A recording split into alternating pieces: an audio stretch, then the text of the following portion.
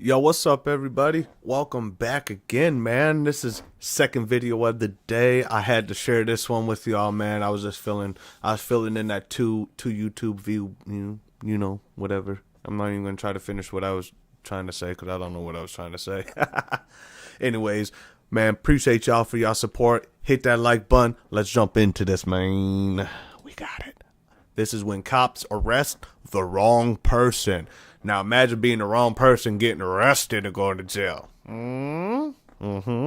Cops have little to no room for error in their job, having to deal with life or death but situations yet they do daily. error But what happens a lot. when the cops mess up and accidentally arrest the wrong person? Hey, yo, that's some bullshit. Get up, put your hands on the car. Starting with the controversial case of Patrick Mumford. Patrick was just getting back home when two officers confronted him, claiming there were warrants out for his arrest. What the cops didn't realize, though, is that the warrants were for a completely different man, but this didn't seem to bother them.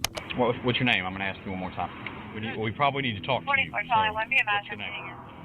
Patrick. Stand up.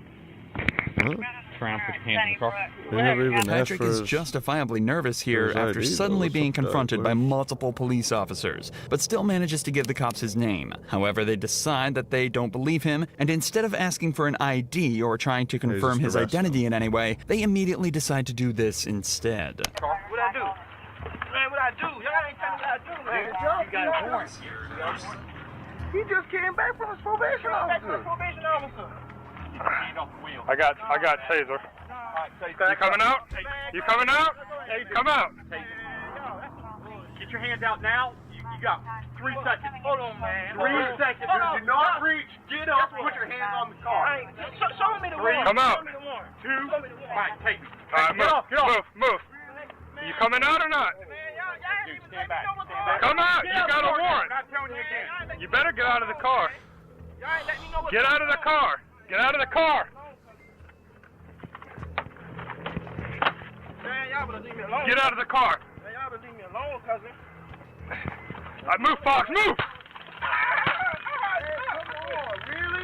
It took just 38 seconds from the police making first contact to giving the order to tase him. According to the cops, Patrick was given numerous reasonable opportunities to comply with officers, but because of his resistance, they were left with no choice but to stun him. But even after being tased and detained, the cops still aren't finished roughing Patrick up. Something was going on, man. Just off me, man. He keeps reaching for his back. Ah!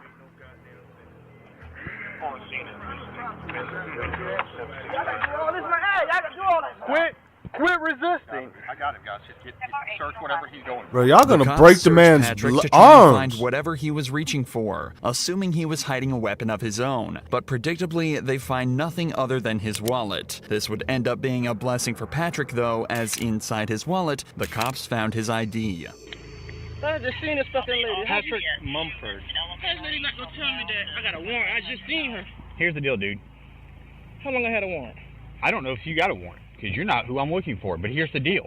When we ask you for ID, because you look... You never asked for the ID. You give us ID. And when you start this whole fighting nonsense, dude, all you had to do is give me this.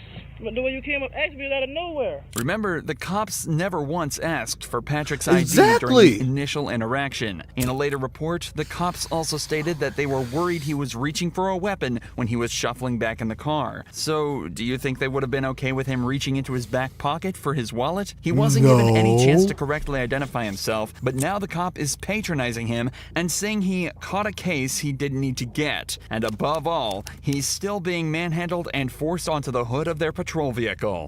What's the guy name? Is there someone here to stay here that looks like you? Think about it. Hey, Jack. Yeah. That's what he's looking for. Tell him. Who does he look a lot like? I don't know. He knows who it is. So who is it? Michael? He is not Michael. Okay, I know that now. Oh, they thought it was my son? Yes. Really? They don't even look nothing And alike? then besides that, he didn't even have picture that we got, they look exactly. Oh, wow. I'm looking at that picture. I mean, Don't they It's look not alike? far off. Okay, are we wrong? For the record, this is the man they're looking for. It's difficult to draw even a single similarity in appearance. Yo, y'all let me know in the comments, man. Do these two look alike? Cause I don't think these two look alike, man. Like, This is clearly a kid right there. Like, this dude a kid. Wait, hold on.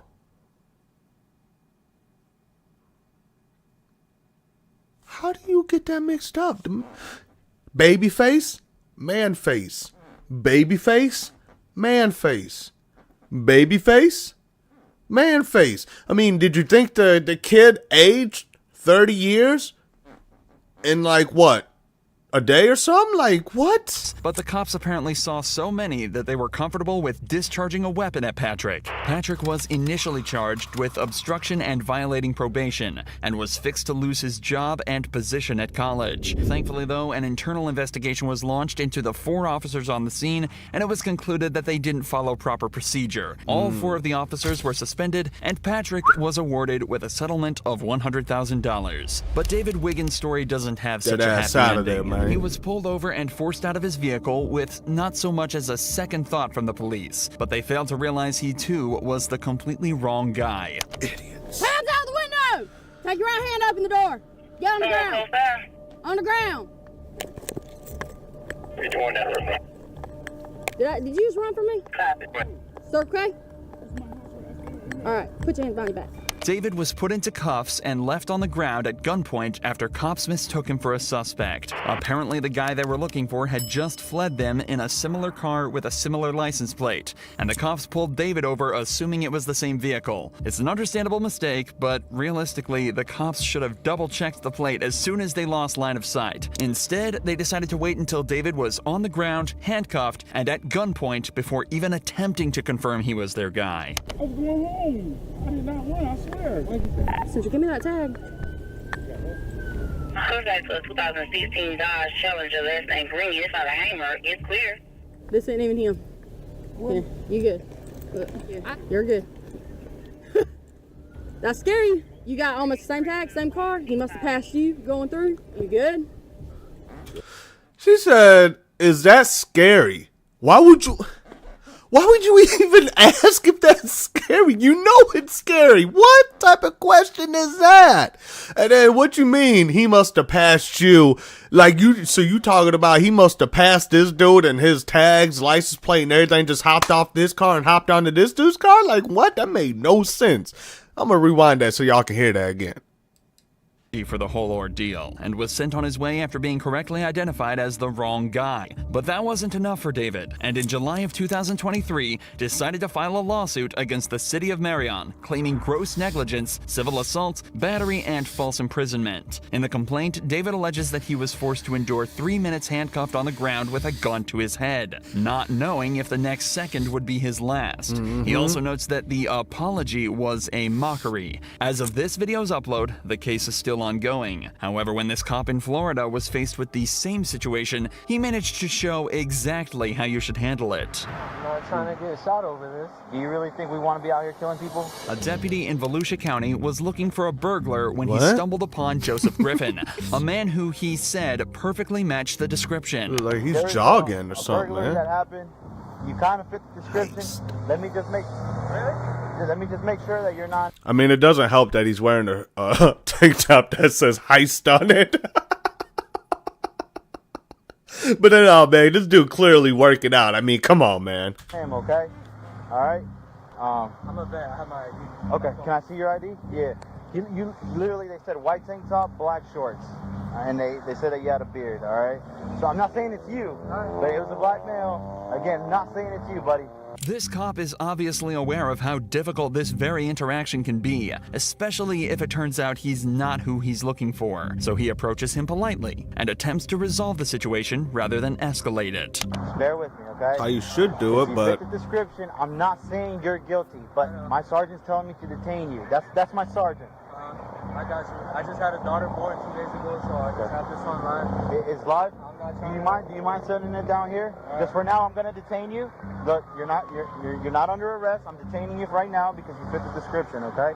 Just hang tight for me, okay, buddy? Joseph respectfully informs the cop that he's live streaming the interaction for his own safety before being detained. He's also told that he's not under arrest and not being charged with anything. They just don't want to give him the opportunity to run should he end up being the suspect. We're not saying it's you, but you fit the description. That's why I'm detaining you. If it's not you, we're gonna cut you loose and you're free to go, okay? but I just want you to see through us why, you know. 7 cop cars, so hey, everything going on is just a little bit scary. Yep. This is it was a burglary. It's a burglary. It's serious. It's not a joke. You got these guys that are getting ready to go home, and we're coming in, so that's why you have so many. The cops are doing their best to put Joseph at ease, but you can still imagine how stressful of a situation this would be. He's doing a good job at staying respectful and composed, but you can definitely still tell he's on edge. We appreciate you being very cooperative. Other people would just... I'm not trying to get shot over this. You ain't gonna get Seriously, do you really think we want to be out here killing people? Do you honestly think that? I'm a military police. Like I said, brother, I've been in the same boat. After just 10 minutes of waiting, they hear back from the witness who had just received a picture of Joseph. So good news for you. The witness is saying that the clothes you're wearing and all that doesn't fit the description. It's called a show up. So we got a picture. Again, he's gonna run it through, make sure it's not you, and from what it looked like, buddy, you'll be out of here, okay? A show-up is a method of identification where a witness is presented with a single suspect and simply asked if that's their guy. It's also worth mentioning that when looking for a suspect at large, police will only receive a quick rundown of the suspect's appearance. Adding extra details can create confusion and even cause cops to let the perpetrators go if they miss something small. This is why the description may seem vague and leads to false positives, just like this one is starting to look like. What's your name, man? Joseph. Joseph? Hey, man, listen, Jake. Just want to say thank you for keeping a cool, good demeanor. We just got the picture finally from the witness, and it's... I get why they went out with you, for sure. Clearly not you, but the clothing description and everything matched. So, obviously, these guys didn't have that to go with. They just had a description and he matched it. It's pretty good. But once we finally got the picture from the video surveillance and stuff, it was like, nah, that's not it. That's why I told him, like, get him out of here. I appreciate you just putting understanding that, man.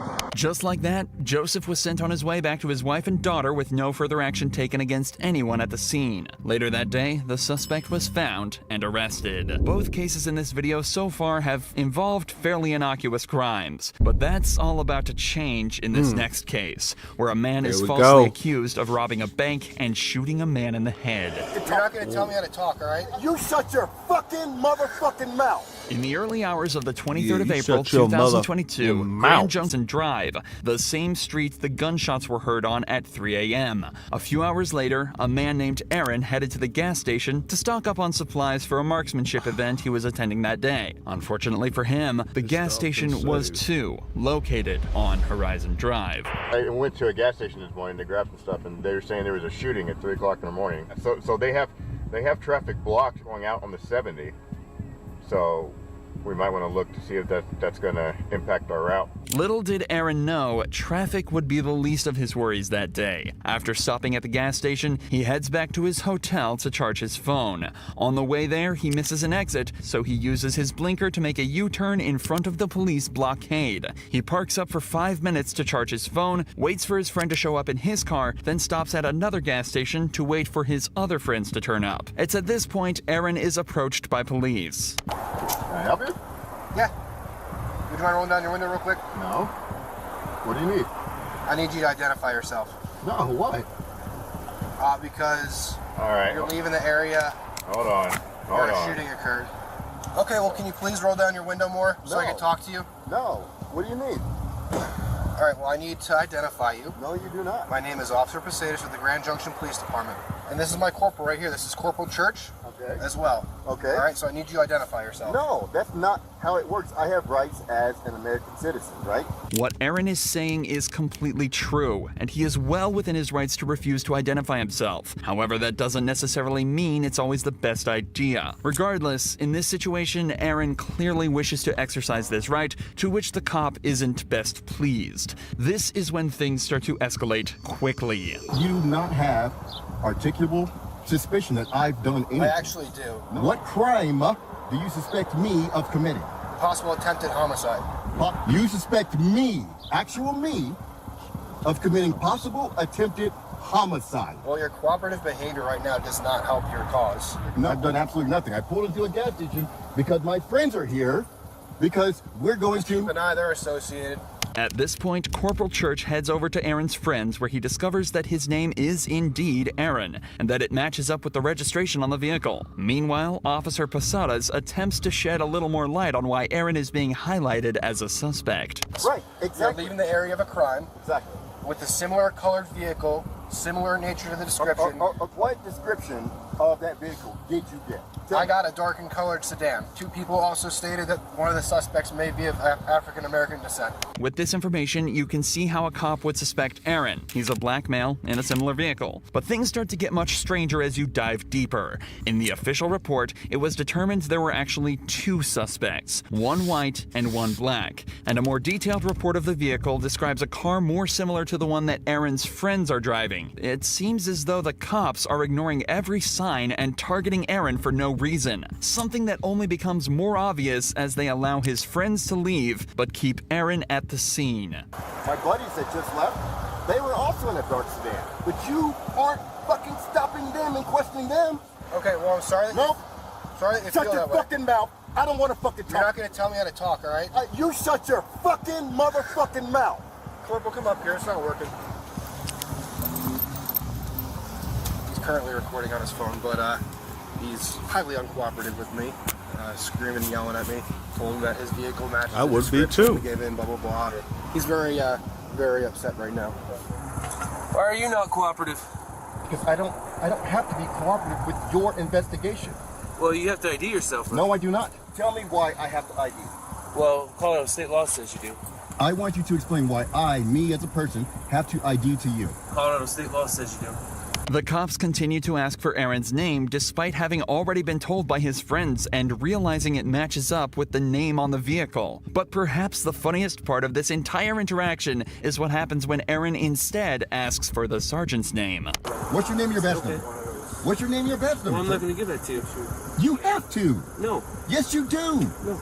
You are a public servant. I'm asking for your name and badge number. You also have to give me your name. No, I do not. Okay. So you wanted me to explain to you why I'm asking for you to identify yourself? Yes. Because we had an incident happen here? Wait, hold on. First, please give me your name and your badge. Okay. Well, no, I won't give you that right now. What do you mean you won't?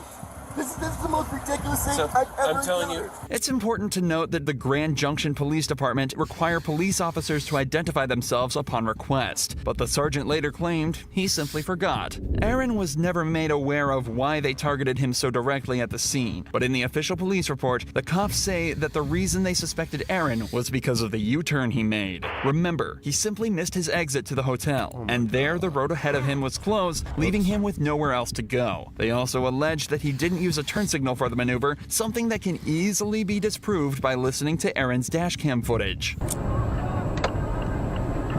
You definitely can hear that. As you'd expect, an internal affairs investigation was launched into the officers at the scene, and it was conducted that there was no wrongdoing, and the cops conducted themselves perfectly. Aaron has since launched his own lawsuit against the Grand Junction Police Department, but as of this video's upload, the investigation is still ongoing. Check out Aaron's channel, linked below, for updates on the situation. Make sure y'all go check out Aaron's videos, man. See if they if he's updated it. Let's see what happened. Because that's really crazy that they found no wrongdoing in the situation. Cops have... Anyways, y'all, that was another video, man. We dropped 2 of them today. Thank y'all for tuning in and showing your support to the channel. It really means a lot to me. Appreciate it. Let's continue to grow this channel and get up there. You already know. Keep that like button popping. You already know. It takes like, I don't know what, 0.0001 second maybe. That might be it. Anyways, make sure y'all got the notifications on so you know when I go live again, which will be tomorrow. Anyways, appreciate y'all. Have a great Monday, and we'll see you tomorrow.